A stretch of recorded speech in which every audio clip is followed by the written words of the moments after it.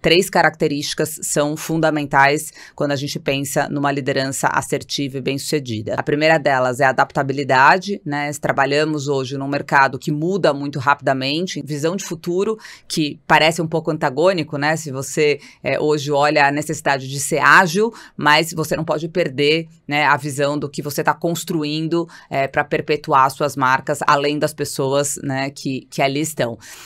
E a agilidade, né? Eu acho que a adaptabilidade e agilidade são fundamentais para que a estratégia ela seja uma estratégia execuível.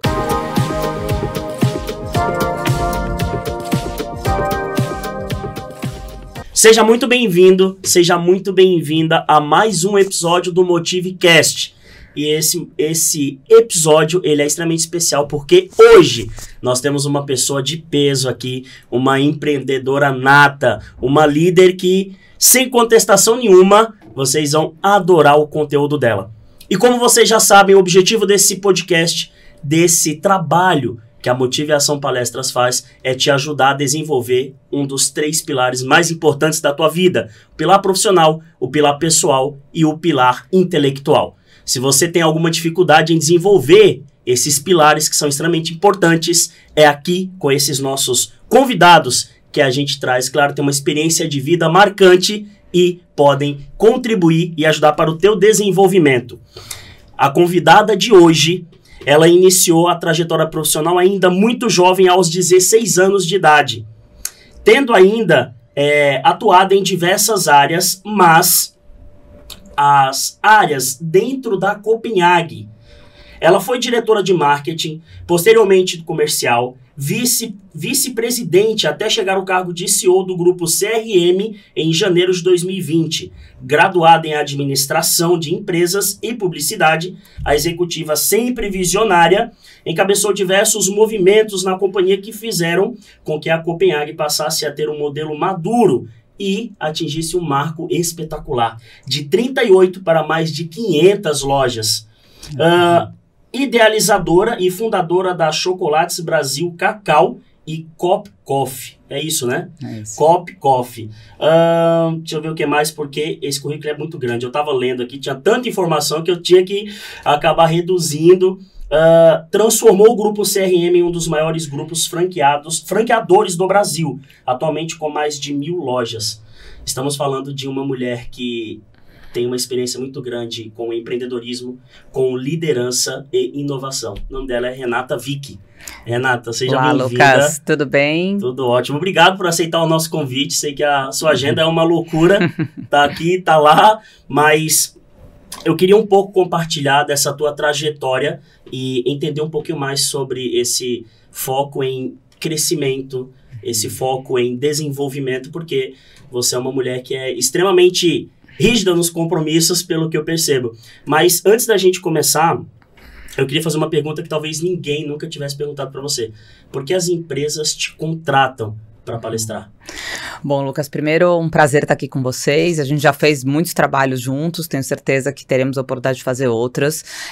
Eu gosto muito quando você traz a questão dos 3 pilares, né, do profissional, do pessoal e do intelectual, e me identifico muito com essa jornada do quanto eu posso contribuir com a minha experiência, com a minha jornada. São quase 30 anos, né, no varejo de franquias, tocando pautas muito estratégicas de inovação, pautas propulsoras de crescimento, de principalmente lançamento de novas marcas no mercado, lidar com uma marca tão icônica, né, que faz parte da família brasileira, que é a Copenhagen, com 95 anos de mercado, que é uma marca que tem tradição, mas não é tradicional. Ela tem um DNA realmente do precursor, aquele que traz a novidade, aquele que olha e constrói o seu legado todos os dias. Então, eu acredito que as pessoas, as empresas, eu faço muitas palestras, mais de 250, mais ou menos, palestras por ano, e eu tenho um repertório bastante vasto, onde eu trabalho planejamento estratégico, liderança, toda a parte de brand content também, que é algo que o Grupo CRM vem trabalhando com muita propulsão, né, na jornada de geração de conteúdo, porque hoje mudou completamente, a gente precisa estar cada vez mais antenado aos novos formatos, né, que os creators hoje atuam. Então a gente migrou 100% o nosso investimento de mídia offline para mídia online, então tem um dos meus conteúdos que eu trato muito sobre a importância de um plano integrado 360 graus, a gente fala muito sobre gestão de pessoas, sobre cultura, né, que para mim é um dos pilares fundamentais dentro da minha história de crescimento, como lidar com as pessoas, como trabalhar principalmente todos os aspectos, não só de hard skill, mas de soft skills. A gente trabalha também muito nas minhas palestras essa visão de futuro, né, como que você, através de uma marca que tem 95 anos de tradição, se comporta como uma senhora startup de 95 anos.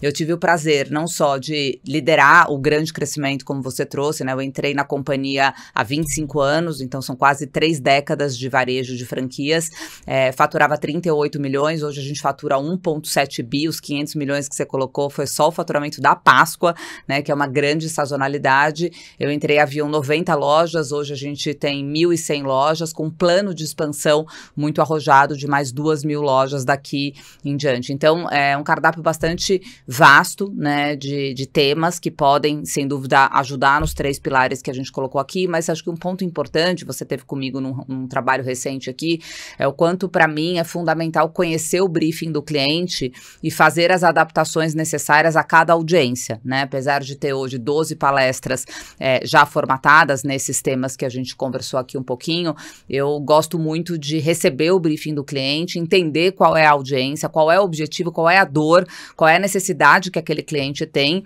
e adaptar o meu conteúdo para que a gente consiga realmente impactar, engajar e motivar a audiência daquele determinado evento. Que bacana. É tanta atividade junto, é tanta coisa que você traz dentro do teu portfólio que faz a gente ficar com a cabeça explodindo, querendo saber de cada detalhe, porque realmente é uma experiência muito, muito grande. Você começou muito nova, né? Aos 16 anos de idade, e a gente vai falar um pouquinho sobre isso. Eu coloquei alguns tópicos aqui pra gente conversar, mas antes eu queria saber quem é a Renata Vick.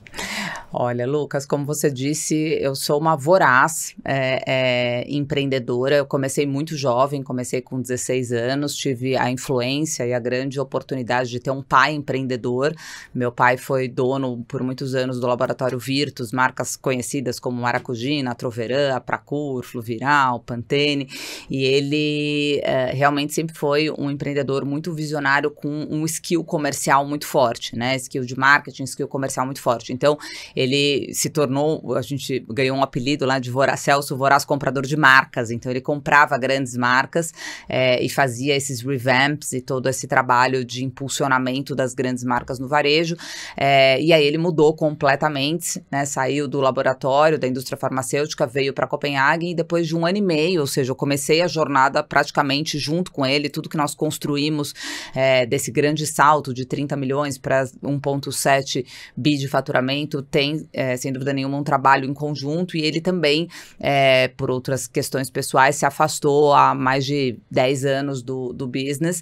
Então, muito dessa jornada, principalmente na questão da cultura hoje do Grupo CRM, que é uma referência, né, no mercado, eu pude contribuir, porque eu entrei logo no início e depois também tive a oportunidade de fazer uma carreira solo, logo que ele foi se afastando, foi para o conselho. Eu sou mãe do Bruno, de 16 anos, então concilio também como mulher, né, essas duas cadeiras, inclusive muitas das minhas palestras também abordam a questão da liderança feminina, do quanto o tecido, né, feminino, quando bem administrado, ele é super poderoso numa pauta principalmente de diversidade, de inclusão. Hoje 60% da liderança do Grupo CRM são mulheres, o que me deixa como CEO muito orgulhosa dessa agenda bastante avançada nesse tópico de gênero. Sou atleta, acordo todos os dias 4h40 da manhã para fazer 2 treinos, então estamos aqui, já fiz 4 reuniões, 2 treinos, parece que a gente está às 5 da tarde, ainda são 10h30 da manhã, muito disciplinada.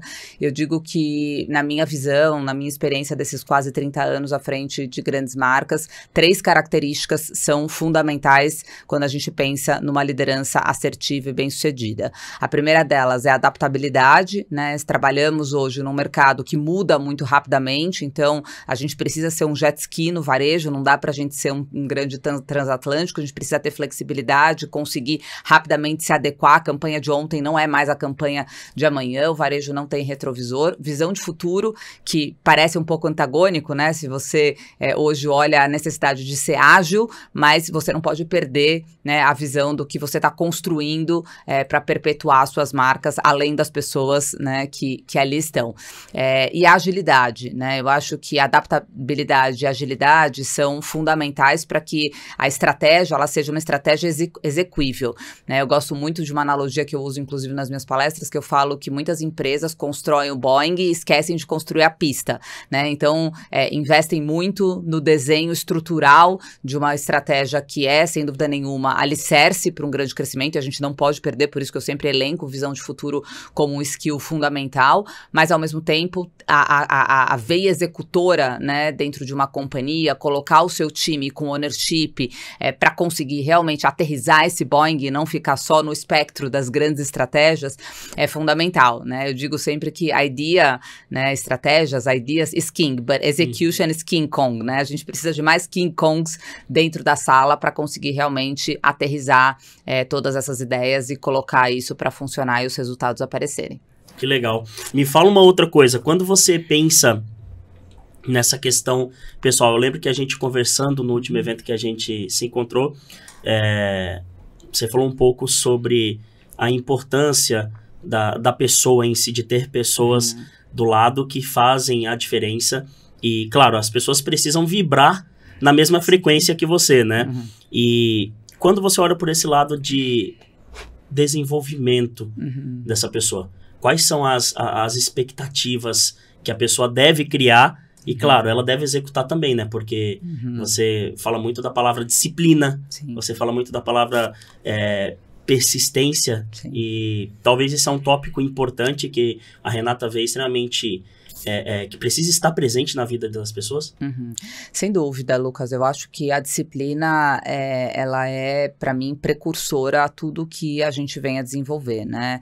É muito sedutor a gente falar sim, mas é muito importante a gente falar não, né? Muitas vezes o sucesso está nos nãos que nós falamos e não no espectro mais ampliado de achar que dá para colocar mais um pratinho nas nossas mãos. Então, eu brinco que eu sou ousada ao mesmo tempo que eu sou muito inflexível em relação ao que tange a disciplina dos nossos negócios. E muito do nosso sucesso, principalmente nos últimos anos, onde a gente entregou o plano de 5 anos em 3, dobramos o tamanho da companhia nos últimos 2 anos e meio, se deve a essa disciplina, né? Senso de priorização, é difícil, né, você conseguir trabalhar num senso de priorização, elucidação da estratégia. O líder, ele é o farol da transformação, né? É o líder que puxa essa agenda. Inclusive, as agendas de inovação das grandes companhias caem pela mão do C-Level, né? Eu falo muito sobre isso. Na hora de você escolher quais são as batalhas, é importante que haja, né, naquele momento, um exercício de size of the prize, né? Ou seja, quais são... Muitas vezes você está colocando muita energia em projetos que movem poucas catracas, né? Que são projetos menos prioritários em termos de contribuição, seja para o top line da companhia, seja para o EBITDA, ou etc. E eu vejo muito que o sucesso da nossa organização, quando eu falo de cultura, sem dúvida nenhuma, a gente ter montado um time de alta performance. Como que se monta, né, um time de alta performance?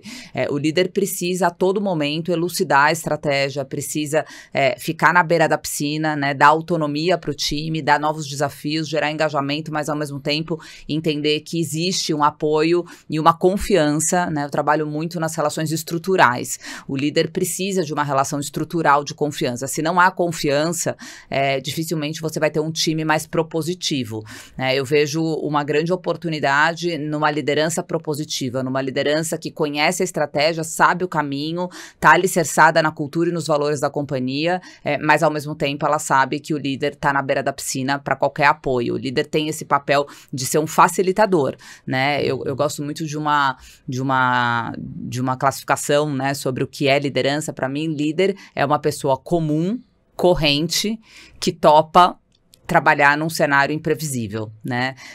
Líder não é o super-herói, não é a super-mulher, né? A gente não veste capa de super-herói, a gente é uma pessoa comum, corrente, ou seja, existe necessidade da gente legitimar a nossa posição, mas ao mesmo tempo a gente se dispõe a correr um risco maior, porque a gente trabalha num cenário sempre muito imprevisível e de tomada de decisão, por isso do ownership, por isso da autorresponsabilização, não só nossa, mas do encorajamento da nossa equipe para que eles tomem as suas devidas decisões e se sintam seguros nesse ambiente. Engraçado você falando é que eu fico percebendo que você fala aquilo que você vive na prática, né? Pelo menos é o que eu acompanho, é o que eu percebo. Quando você soube que... talvez acho que você sempre soube dentro de você que você seria CEO do grupo CRM, ou por algum motivo você cogitou essa possibilidade, ou simplesmente aconteceu pelo processo que você veio evoluindo? Como é que você percebeu Lucas, isso? Como eu disse, né, eu comecei muito jovem, tive um caminho muito árduo pela frente a percorrer, passei, você leu um pouquinho aí da minha bio, né, passei por várias cadeiras comercial, marketing, assumi a vice-presidência e agora, desde 2020, 4 anos, agora completando quase 4 anos como CEO, eu digo que eu estou CEO, né? Eu não sou o CEO.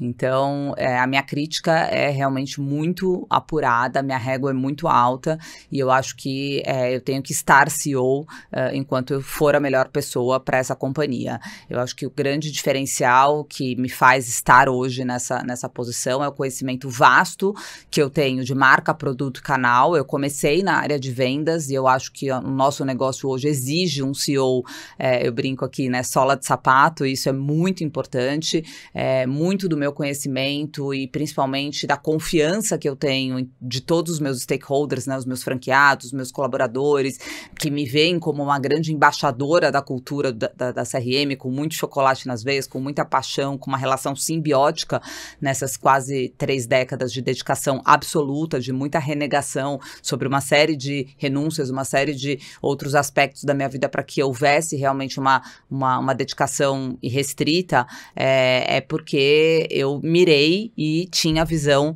né, de futuro de que sim, eu poderia ser a melhor pessoa para essa companhia dentro de um cenário muito meritocrata. E o que é legal e fala muito sobre o DNA da companhia é que quando isso acontece e isso é legitimado, isso também inspira as pessoas, né, da nossa organização a buscarem os mesmos caminhos. Então eu me orgulho muito como CEO de saber que a gente hoje tem uma companhia que dá espaço para todos que de fato, né, se dedicam, vão além do comum, buscam o extraordinário e conseguem realmente empenhar esforços e ter clareza de que querem crescer dentro da companhia. Essas pessoas terão terreno fértil para isso, mas é preciso plantar, né? A companhia tem o papel de dar o terreno fértil, ter um olhar apurado sobre aqueles profissionais que de fato vão além do óbvio, vão além, são mais propositivos, mas cabe os 50%, né, dos colaboradores a usarem esse ambiente favorável para fazer o seu plantio.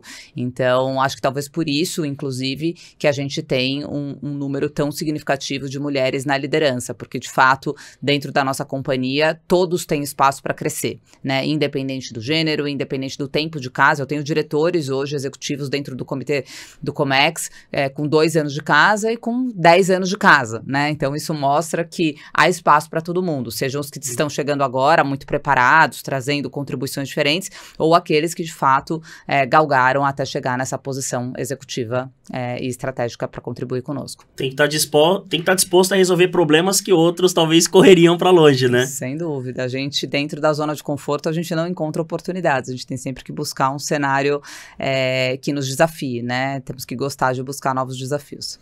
Você se considera uma feminista? Não, não me considero. Eu acho que o que a gente luta, de fato, existe infelizmente, né, um abismo, poderia dizer assim, entre o que a mulher hoje tem de oportunidades e o homem, mas eu acho que não é levantar uma bandeira entre ser feminista ou não. Eu gosto muito de uma analogia que eu trago, que é olhar menos pela janela e olhar mais para o espelho, né? Porque quando a gente olha para a janela, a gente não se autorresponsabiliza. O que eu busco como mulher, inspirar as nossas meninas do futuro, é me autorresponsabilizar, não importa que a minha fatia de contribuição contribuição ínfima perto de todo o movimento que é necessário ser feito. Mas eu faço, e faço com muita constância, né? Então, inspirar outras mulheres, buscar, né, mais oportunidades, contribuir dentro do que eu consigo contribuir, não me contentar com o que já está feito e poder buscar algo além. Participo de muitos grupos nesse sentido e acho que a gente não tem que levantar a bandeira do feminismo, mas a gente tem que buscar, dentro do que a gente pode, olhando para o nosso espelho, uma contribuição cada vez maior para que as mulheres, de fato, tenham os seus espaços reconhecidos. Eu te perguntei isso porque eu percebo como o jeito que você fala, assim, não com o jeito de feminista, mas com o jeito de que as mulheres estão cada vez mais trazendo essa ideia de que estão ocupando mais espaços, mais cadeiras, e quando você olha para isso como uma mulher que chegou onde você está hoje e tem aí 60%, né, você falou, da diretoria junto contigo, quando você olha para isso e você percebe que várias outras mulheres acabam não atingindo esse patamar, você acredita que seja por algum fator mais... algum fator específico de que essas mulheres que trabalham em várias empresas pelo Brasil poderiam estar em cargos mais altos ou poderiam atingir aquilo que elas pensam? Quais são os aspectos que você julga mais importante para que elas sim consigam atingir essas cadeiras, essas lideranças de grandes empresas? Lucas, assim, é um problema estrutural, né? Então não dá para a gente atribuir um ou outro fator. É uma conjectura de fatores, como eu disse, é um abismo ainda. Segundo o último Fórum Econômico Mundial, a gente levaria cerca de 200 anos para buscar algum tipo de equidade. Por isso que eu gosto de assumir essa postura mais protagonista, de olhar menos pela janela e olhar mais para o espelho, né? Assim, de novo, como é uma questão estrutural, que a gente precisaria mobilizar ainda, né? Já existe uma mobilização, acho que temos que reconhecer também os avanços, né? Ainda tem muita coisa a ser feita, mas de fato a gente vê um avanço, talvez precisasse passos mais largos, mas há um avanço nesse sentido. Mas eu gosto mais de olhar para quem conseguiu, né? Quem conseguiu venceu num cenário de adversidade. Então, se a gente olha pela janela, o que falta? Falta 1 milhão de coisas, né? Mas mesmo nesse cenário, né, árido, mais adverso, mais competitivo, menos, com menos equidade, algumas conseguiram, né? Então, eu acho que investir em conhecimento, entender cada vez mais que a gente precisa se pautar nos resultados que a gente entrega. Eu acho que toda vez que a gente se coloca num rótulo como esse, por exemplo, de que as mulheres têm mais dificuldade do que os homens de ascender nas suas carreiras, a gente, de certa maneira, se enquadra a uma máxima. O que é um rótulo, né? Uma máxima que o mercado tenta te impor, que é mais difícil. De fato não estou negligenciando, eu sou a primeira aqui, como eu disse, a trazer a minha contribuição, a auxiliar, a discutir sobre o tema. A gente precisa falar mais sobre isso. A gente tem, por exemplo, no Grupo CRM, uma pauta super extensa de diversidade. Eu participo, por exemplo, desse grupo, né, que é um grupo de mulheres na liderança. Então, ajudo, através da minha história, a contar o que eu fiz, o que eu venci, mas a minha história, se eu puder compartilhar, foi sempre pautada em não me rotular dentro de uma máxima que o mercado tenta nos impor. Então, eu combati, né, esse cenário mais difícil com os resultados que eu imprimi, né? Então, a partir do momento que eu faço uma expansão extremamente bem sucedida, saio de 30 milhões para 1,7 bi, saio de 90 lojas para 1,1 mil lojas no Brasil, faço um deal extremamente propulsor e extremamente positivo com a Advent, entrando como um fundo de private equity, agora um deal que marca o setor de chocolates com a venda do Grupo CRM para gigante Nestlé. Então, acho que todas essas alavancas, né, nesses 27 anos de muito trabalho mesmo, não foi sorte, não teve ventinho a favor, foi um trabalho de base, um trabalho muito fundamentado realmente em alcance de resultados tangíveis. Eu acho que é uma forma de inspirar tudo e todos, né? Não são só as mulheres, né? Quantas outras pessoas, né, que hoje também precisam dessa inspiração de ter um plano bem estruturado e perseguir os resultados e acreditar em si mesmo, acreditar que é possível vencer além das adversidades.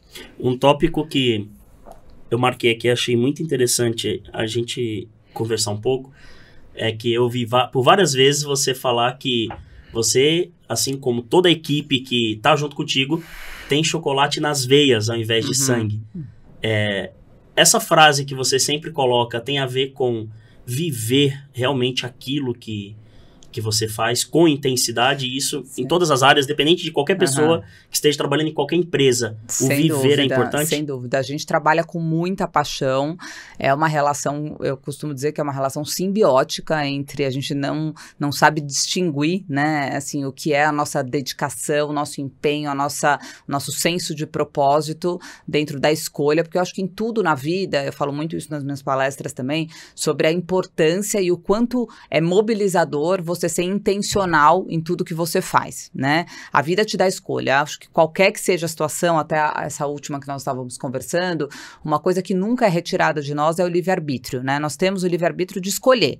Então, não dá pra gente se vitimizar de dizer, mas a situação é essa ou a situação é aquela, né? Porque independente da situação que a gente tá, nós escolhemos estar nessa situação. Se você não gosta da companhia que você tá, você pode pedir para se desligar daquela companhia. Então, o que é cultura? Cultura, não existe a cultura certa ou a cultura errada. Existe a nossa cultura. O papel do líder, o papel da companhia é elucidar e legitimar e ser coerente em relação à sua cultura. A nossa cultura é uma cultura de paixão, é uma cultura de execução, é uma cultura, por isso, do chocolate nas veias, de muita entrega, de muita dedicação, de muito empenho, de saber que os nossos chocolates não são produtos que cumprem só um poder funcional, né? Eu como um chocolate e me satisfaço. Não, nós vendemos presentes em forma de chocolate, nós impactamos as pessoas, nós entramos na casa do consumidor para marcar momentos, para criar elos emocionais. Então, a gente precisa de pessoas com muita responsabilidade, com muito senso de propósito, de entender que estão trabalhando com marcas, Copenhagen, Brasil Cacau, Cop Coffee, que são marcas que têm um propósito que vai além do propósito comercial de qualquer negócio. É claro que a gente tem meta todo dia para bater, a gente tem um plano de expansão arrojado para entregar, a gente tem uma expansão super mobilizadora para acontecer, mas a gente sabe que se a partir do momento que eu não tornar o comum extraordinário para os nossos mais de 5 milhões de clientes, a gente não está cumprindo o nosso propósito. Então, o senso de excelência traduz o que é ter chocolate nas veias e estar comprometido, porque sem sangue a gente não vive, sem chocolate nas veias a gente não entrega a excelência que a gente tem que entregar para o nosso consumidor final. Essa questão de emoção é tão legal quando você fala que mesmo a pessoa que tá na produção ali do chocolate, ela tem uma função muito importante, porque esse processo no final é que vai trazer essa emoção. Sem dúvida. Todos do nosso ecossistema, e eu digo que a nossa operação, ela é uma operação linda, muito sedutora, as pessoas gostam de contratar as palestras, né, porque as pessoas se identificam com a história, com o produto, uma marca centenária, brasileira, com DNA de inovação muito forte e tal, mas eu também trago, né, um pouco mais dentro do ecossistema, a complexidade, né, porque nós temos uma complexidade muito peculiar, nós somos uma vertical de negócio, então a gente tem indústria, a gente tem varejo, a gente tem loja própria, a gente tem franquia, então temos 3 marcas, então imagina a complexidade que é da gente criar um planejamento estratégico para 3 marcas muito bem posicionadas, com perfis complementares, então ser uma vertical de negócio, porque quando você é indústria, você é mais transatlântico, né, você trabalha com planejamento mais de longo prazo, quando você é varejo, você é mais jet ski, né, você precisa o tempo todo ter essa flexibilidade, acesso rápido. As coisas podem acontecer sazonalmente. Acontecem, né, a gente tem 2 sazonais muito grandes, que é a Páscoa e o Natal, então essas peculiaridades fazem, né, do nosso negócio um negócio com muitas especificidades e, portanto, o planejamento estratégico é fundamental numa jornada como essa, mas como você disse, todos do nosso ecossistema, seja o ecossistema da fábrica, o ecossistema do varejo, o ecossistema administrativo, precisam estar embarcados na mesma cultura. A cultura somos todos CRM, né, todo mundo faz parte disso e eles têm que entender que cada laço que é dado, né, num bombom chega depois para o time comercial para que eles possam fazer uma boa experiência em loja. Então, a gente não pode falhar em nenhum ponto da cadeia. Eu não posso ter uma produção pouco atenta aos detalhes, ao mesmo tempo que eu não posso garantir um excelente produto até chegar no ponto de venda e chegar no ponto de venda eu não ter uma excelência no atendimento ao meu cliente, depois no pós-venda com CRM, né? Então, em todos os elos dessa cadeia. Eu sou um líder e de repente eu quero entender mais como criar esse processo, porque eu sei que esses processos são muito importantes, né? quais são os aspectos importantes que me fazem criar uma cultura dessa, onde cada ecossistema sabe realmente a sua importância? A gente passa por tudo isso, né? Então, nas minhas palestras, eu elucido bem como fazer um bom planejamento estratégico, como disseminar os aspectos de cultura, como que a gente cria rituais e artefatos da cultura que acabam sedimentando, né? Toda essa comunicação tão importante, tão integrada em todos os ecossistemas. Então, na palestra, a gente consegue trazer um aspecto tanto mais técnico como comportamental, né? De como a liderança deve trabalhar para enraizar uma cultura forte e mobilizadora. Então tem quando você fala em aspecto emocional e técnico. Emocional, comportamental. Desculpa. Comportamental e técnico. Essa barreira, ela é muito distante ou elas precisam andar lado a lado? Elas são sine qua non, não existe só o técnico sem o comportamental, né? O técnico, ele te dá a base para que você consiga ter artefatos e rituais da cultura que solidificam o comportamental. Então, a técnica é o how to, né? Como é que você desenvolve, como é que desde o processo de definir o seu propósito, definir os seus valores, e aí sim você cria rituais e artefatos da cultura que desdobram no comportamento e depois em todo, por exemplo, os aspectos de ciclo de gente, avaliação, então é necessário realmente que haja primeiro todo o contexto, né, o artefato técnico, para que depois ele desdobre nos elementos comportamentais. Você, quando olha para essa sua trajetória, da Renata lá quando iniciou e a Renata de agora, quais são os pontos principais de crescimento, ponto de inflexão mesmo, que você teve que decidir, aquilo mudou a tua vida e quando você olha para essa trajetória inteira, você se surpreende? Olha, Lucas, eu costumo dizer que a maior inflexão estratégica da minha carreira foi ter trazido o Brasil Cacau ao mercado.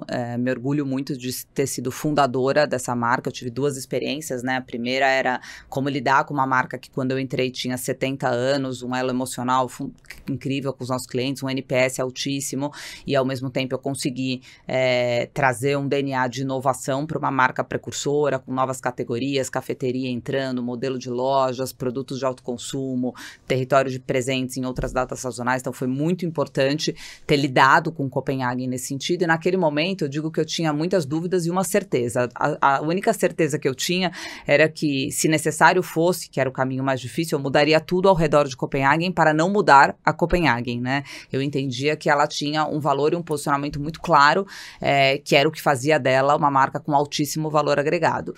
Ao mesmo tempo, a gente tinha know-how de franquias, a gente tinha know-how industrial, a gente tinha leads interessados em abrir e uma veia empreendedora muito forte. Então, a grande inflexão estratégica da minha carreira foi empreender uma nova marca, mesmo tendo uma marca fortíssima e com capacidade de expansão. E com isso a gente conseguiu criar territórios muito proprietários para cada uma das nossas marcas. E isso chamou a atenção, inclusive, de uma gigante mundial, que é a Lindt, que pela primeira vez, né, teve uma história com um parceiro local. Eu fui responsável, CEO da Lindt, por 5 anos aqui no Brasil e implantei 50 lojas próprias aqui, justamente porque eles viram que nós tínhamos os mesmos valores, os mesmos aspectos de como o próprio Dieter, que é o CEO Lindt hoje, ele fala how to treat your employees, né? Como tratar os seus colaboradores, como tratar os seus colaboradores, como ter qualidade dentro do seu DNA. Então, acho que isso, sem dúvida nenhuma, propiciou uma grande jornada de crescimento e a gente deixou de ser uma empresa de uma marca para ser um grupo franqueador que hoje tem 3 marcas e com uma capacidade de expansão muito grande. Você se identifica muito com... Eu achei interessante um aspecto da sua história, é que você fala muito da inspiração que você teve do seu pai. Você percebe a Renata diferente do que é o seu pai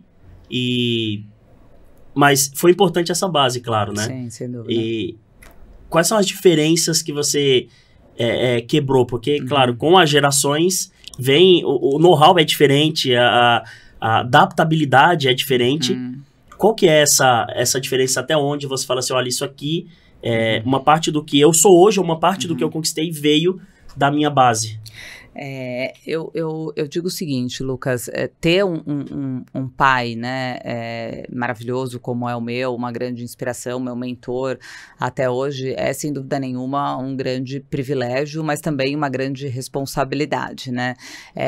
Eu sempre trilhei um caminho muito diferente do que o meu pai trilhou. Eu vejo hoje como pontos de convergência a disciplina, eu aprendi muito com ele, ele também era um empreendedor, apesar de muito visionário, muito voraz, né, o que parece um pouco antagônico, porque o empreendedor, de certa maneira, a gente brinca que ordem e progresso pro empreendedor é quase que uma missão impossível, né, porque ele cria caos e progresso, depois ele para e organiza o caos que ele criou, mas eu acho que eu e meu pai, a gente tem muito dessa visão da disciplina com o progresso, que não é fácil encontrar esse perfil, né, então acho que esse ponto da disciplina, do compromisso, né, o senso de compromisso, o senso de justiça, é algo que eu, sem dúvida nenhuma, tive como uma grande inspiração e levo no meu DNA com muito orgulho, mas como eu comecei muito cedo e a companhia, no caso a Copenhagen, tinha sido recém-adquirida, eu consegui trabalhar muito a pauta de cultura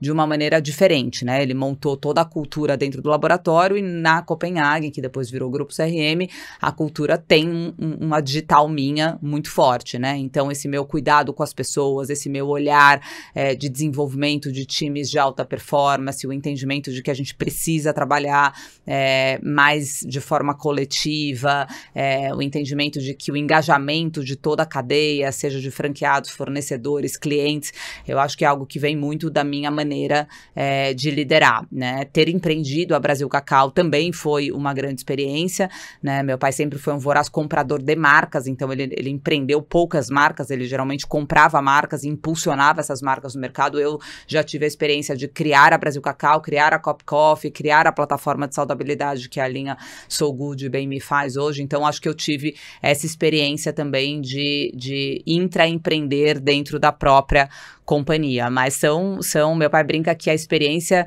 e a jovialidade juntos, né, era uma dupla imbatível, porque por muitos anos a gente trabalhou com esse senso de energia muito forte, né? Eu tenho essa energia, essa força motriz muito vital, muito presente na minha maneira de trabalhar, né? Eu sou muito energizada, eu sou muito apaixonada pelo business, então acho que por essa característica tão prominente, eu inspiro muito as pessoas a também buscarem o seu melhor nesse sentido, o famoso walk the talk, né? Não adianta você querer mobilizar a sua companhia se você não tem isso tão presente no seu DNA, e a gente tinha, né, até, enfim, 15 anos atrás, quando nós trabalhávamos juntos, essa dupla muito, muito positiva de uma experiência muito consolidada, uma visão comercial muito forte, uma visão de marketing muito forte, aliada à minha grande capacidade de execução. Hoje, com a cabeça que você tem, mentalidade que você tem, se você tivesse que voltar no passado e dar uma dica para você mesmo, qual seria essa dica? E ela teria um peso muito importante? Teria, não, com certeza teria. Graças a Deus a gente está na vida para aprender, para evoluir e sempre há oportunidades. Eu acho que a minha disciplina, ela é muito poderosa, ela me ajudou muito mais do que me atrapalhou, sem dúvida nenhuma, mas, como eu disse, aquelas 3 características da agilidade, da adaptabilidade, da visão de futuro, eu diria que nesse tripé, talvez a adaptabilidade seja algo que eu venho amadurecendo com o tempo, porque a disciplina, de certa maneira, ela também te trava a ser mais adaptável, né? Você é tão compromissada com aquilo que você combinou com você mesmo, que quando você precisa ser um pouco mais adaptável, é mais difícil, né? Ajustar algum plano, porque para mim a força do combinado tem um peso muito grande. Eu acho que eu vim evoluindo muito nesse sentido, porque a pandemia, por exemplo, né, nos trouxe essa necessidade, foram anos que foram muito importantes para o crescimento da companhia. Das palestras também que eu tenho, que é incrível, acho que é uma das, inclusive, mais solicitadas, é sobre o case da pandemia, é sobre o case do digital, sobre a aceleração do digital nas companhias, porque a gente montou um grande ecossistema digital hoje que já representa 20% do nosso faturamento, e naquele momento eu programava por hora, né? Então, se a gente combinava alguma coisa e o governo mudava depois de uma hora ali o que a gente combinou, a gente tinha que rapidamente se adaptar e fazer um novo combinado, sem deixar de ter disciplina, porque a gente precisava de disciplina para executar. Então, Então, talvez a Renata de hoje falaria para a Renata de 20 anos atrás para sofrer menos com as revisões de rota. A revisão de rota faz parte do business. É engraçado o jeito que você fala, porque realmente na diversidade mesmo que você procura um caminho, e a pandemia, pelo contrário, ajudou muito. Vocês a crescerem? Ajudou muito. Principalmente na agenda digital, né? A gente vinha, todos nós, acho que não só o Grupo CRM, mas todas as empresas de varejo, olhando muito digital de uma maneira incipiente ainda, né? Acreditando muito que a ocasião de consumo, né, no digital não seria tão prominente como se mostrou, e a gente viu as nossas 800 lojas na época com portas fechadas às vésperas da Páscoa, que hoje é 30% do faturamento anual da nossa companhia. E eu acho que a grande diferença, aí a visão de futuro, eu acho que o meu lado mais ousado, de planejamento estratégico muito enraizado, é que eu não lidei com a pandemia como um plano de contingência. Eu lidei com a pandemia como uma oportunidade de criar uma avenida de crescimento same-store sales que se mantém até hoje como um alicerce de crescimento para a companhia, né? Então, todo o ecossistema digital, seja o e-commerce, o personal shopper, os canais de marketplace, tudo que a gente opera hoje visa o crescimento same-store sales. É o primeiro ecossistema digital de marcas franqueadoras que faz o last mile da operação e a experiência omnichannel com o franqueado, né? Então, mais de 95% das nossas vendas hoje são ship from store, né? O que, de fato, ajudou muito o franqueado a buscar, principalmente, eu gosto muito dessa reflexão, e tenho ajudado bastante o setor de franquias como um todo a pensar que a maior barreira do digital é a cultura e o mindset, né? Ou seja, muitas vezes você não é fazer o melhor e-commerce, não é disponibilizar as melhores ferramentas, mas é como é que você muda a cultura, né, do varejo físico para o varejo omnichannel, né? E hoje, com novas formas, inclusive de mídia, a gente fala que o phygital, ele tem também um lado que não é só o físico digital, mas é o físico digital e também a parte de mídia, né, programático, social, então o áudio social, né? Então, como é que você alia o físico com o digital com o social, né? Como é que você consegue colocar a sua força de vendas para serem os creators da sua marca, para comprarem esse digital e conseguirem alavancar suas operações, entendendo que antigamente, eu sou apesar de jovem aqui, eu sou do velho varejo, né? Eu digo que a gente aprovava um ponto comercial com um contador de fluxo na mão, né? A gente contava quantas pessoas passavam na frente do ponto. Hoje a gente aprova um ponto comercial e um perfil de um lead, né, para ser nosso franqueado, entendendo qual carteira de clientes que ele tem, né? Porque ele está dentro da loja fazendo prospecção de leads, ele está trabalhando uma carteira digital, né? Ele serve como um hub de distribuição, ele atua fora do raio da loja dele. Então mudou por completo a maneira como a gente vê as operações. Em algum momento você se sentiu sozinha? Por exemplo, a gente vê assim, quando as pessoas têm muita energia e quer fazer acontecer, e a gente ouve o Gas falar, você tá maluca, talvez não vai dar certo. E nesse período de pandemia, onde muitas expectativas começaram a baixar e veio aquela pergunta, será que? Você se sentiu sozinho em algum momento? Porque você demonstrou aqui muita autoestima, né? Que vai dar certo, novas oportunidades e tal. Como é que...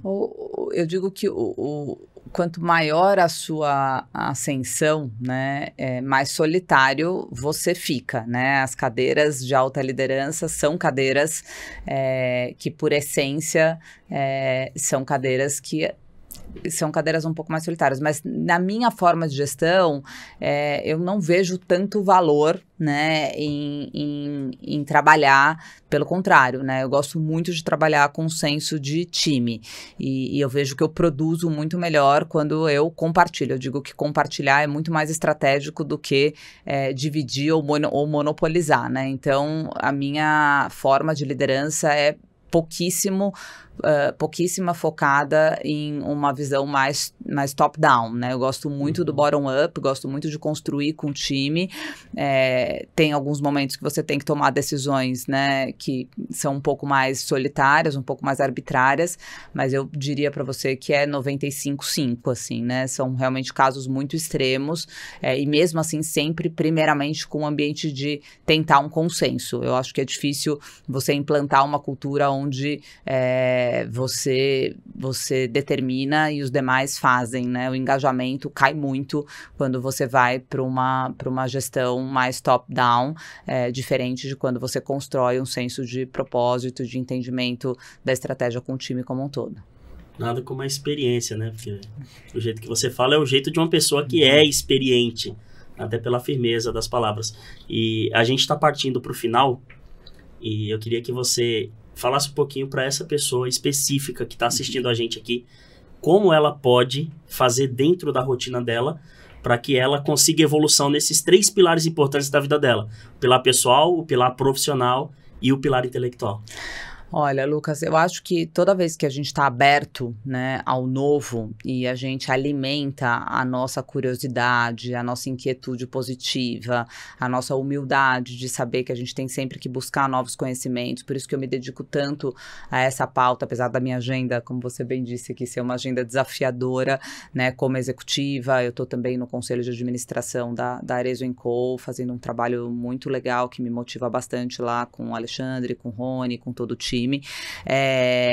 Eu vejo que para que a gente alimente esses 3 pilares, a gente tem que ter sempre esse canal aberto de buscar novos conhecimentos. Esse é o maior investimento que a gente pode fazer e é aquilo que se perpetua, né? Ninguém tira da gente o conhecimento que a gente tem. O resto é mais difícil você dizer que em algum momento você não vai perder, né? Em algum momento você pode perder a posição que você está, o cargo que você está, mas o conhecimento que você adquiriu, né, dificilmente alguém tira de você. Então, poder buscar espectros mais ampliados, um entendimento mais claro, inclusive com outros pontos de referência, né? Por isso que eu gosto tanto dessa agenda de eventos, de palestras, onde a gente consegue, talvez, eu me inspiro muito em outros mercados, né? Eu me inspiro muito pouco no meu mercado. Eu olho muito para moda, eu olho muito para tecnologia, eu olho muito para a jornada do consumidor, para aspectos culturais, estudo muito o que está acontecendo fora do Brasil, me proponho a estar em eventos, em conhecer pessoas com perfis e culturas completamente diferentes da minha, porque se você está preparado para fazer uma leitura, né, da experiência do outro, como eu digo sempre, o poder do compartilhar, ele é muito multiplicador, ele é muito exponencial, né? Quando eu compartilho a minha experiência, eu espero estar impactando positivamente a vida de alguém. Então, para que a gente possa nutrir esses 3 pilares que nós conversamos bastante agora, eu acho que se pudesse tirar aqui, né, pincelar uma das mais importantes vertentes disso tudo, é investir em conhecimento, estar aberto para novos aprendizados e aprender a ter escuta ativa. Mais ouvir do que falar, né? Exato. Que legal, que legal. Se as pessoas quiserem te encontrar, como é que acha? Olha, vocês podem acessar as minhas redes sociais. O meu Instagram é Renata_Vicky. O meu e-mail renata.morais@grupocrm.com.br. E qualquer necessidade, seja por e-mail ou através das redes sociais, a gente pode passar mais informações sobre todos os conteúdos que estão disponíveis para as palestras. Que maravilha, ó. Coma unha benta, hein? Porque é muito bom. Delicioso! Delicioso. Icônico, né? Comer unha benta é bom demais. Que legal, que legal. Renata, foi um prazer enorme estar contigo Lucas. aqui. Prazer. Muito obrigado. Prazer. E, pessoal, a gente está chegando ao final de mais um episódio, que hoje foi cheio de insights sobre liderança, sobre passar por adversidades, sobre aprendizado, sobre mais ouvir do que falar, e tudo isso traz uma ideia de que a gente pode conseguir, pode alcançar tudo aquilo que a gente planeja, né? Porque isso é um planejamento também. Sim. Mas eu quero que vocês entendam que essas pessoas que a gente trazem aqui são pessoas experientes e pessoas que têm uma história de vida emocionante, pessoas que têm uma história de vida marcante, e elas trazem aqui dentro do Motivecast uma experiência durante essa jornada dela para que a gente também possa crescer juntos. Esse foi mais um episódio do Motivecast e eu te vejo no próximo episódio.